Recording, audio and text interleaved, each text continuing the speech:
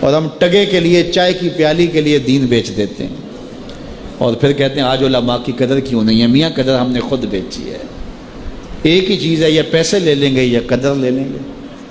تو یہ ذمہ داری تھی ہماری کہ ہم انتہائی حساسیت کے ساتھ جو ہے اس دور کا ادراک کرتے اور حالات کو سمجھتے، اور جن لوگوں نے حالات کو سمجھ کے قدم اٹھائے ہیں وہ کامیاب اور بامراد ہوئے۔ یہ علماء کو بھی بہت زیادہ پھونک پھونک کے قدم رکھنے کی ضرورت ہوتی ہے کہ وہ ایک ایک قدم پھونک کر کے رکھیں۔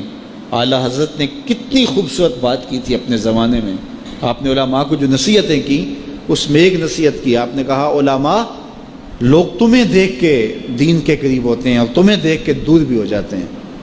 کہا کہ اگر تم نے سنن غیر موقدہ کو چھوڑ دیا تو لوگ سنن موقدہ چھوڑ دیں گے، اور اگر تم نے سنن موقدہ کو چھوڑ دیا لوگ واجبات چھوڑ دیں گے، تم نے واجبات چھوڑ دیے تو لوگ فرائض چھوڑ دیں گے، اور اگر تم نے فرائض چھوڑ دیے تو لوگ کہیں دین نہ چھوڑ دیں۔ اور پھر کہا اے طبقہ علماء، تم نے اگر مکروہ تنزیہیہ کا ارتکاب کیا تو لوگ مکروہ تحریمیہ میں پڑ جائیں گے، اور اگر تم نے مکروہ تحریمیہ کا ارتکاب کیا لوگ حرام میں پڑ جائیں گے، تم نے اگر حرام کا ارتکاب کیا تو لوگ کفر میں پڑ جائیں گے۔ اس لیے علماء کو آج کے دور میں نہیں، ہر دور میں اپنے کردار کو بڑا صاف رکھنے کی ضرورت ہے۔ میں آپ کو ایک مثال بتاؤں، امام بخاری کا نام سنا ہے نا؟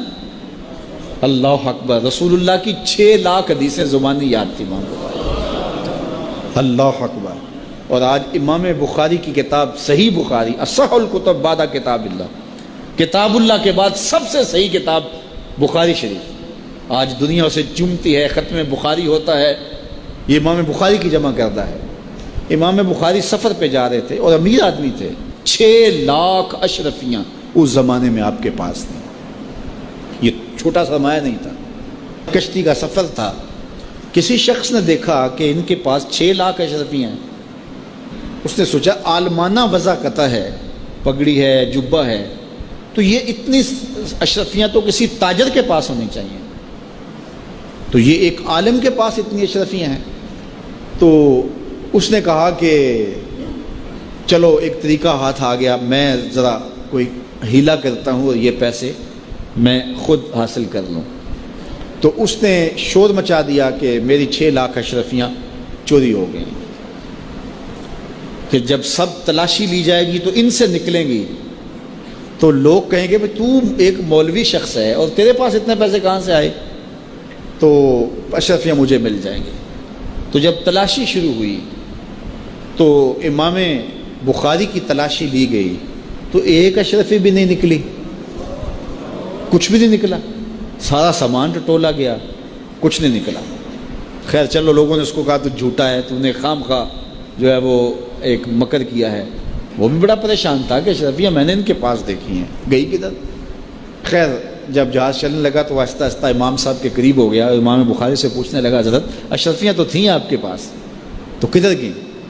فرمایا جب تم نے الزام لگایا نا، اور مجھے پتہ ہے کہ تم نے الزام کیوں لگایا ہے، میری وجہ دیکھ کے تم نے میرے سے ہتھیانا چاہا تھا، تو میں نے چپکے سے وہ اشرفیاں سمندر میں پھینک دی تھی۔ تو کہا حضرت اتنی زیادہ اشرفیاں اور سمندر میں پھینک دیں؟ کہا ہاں۔ کہا کیوں پھینکی؟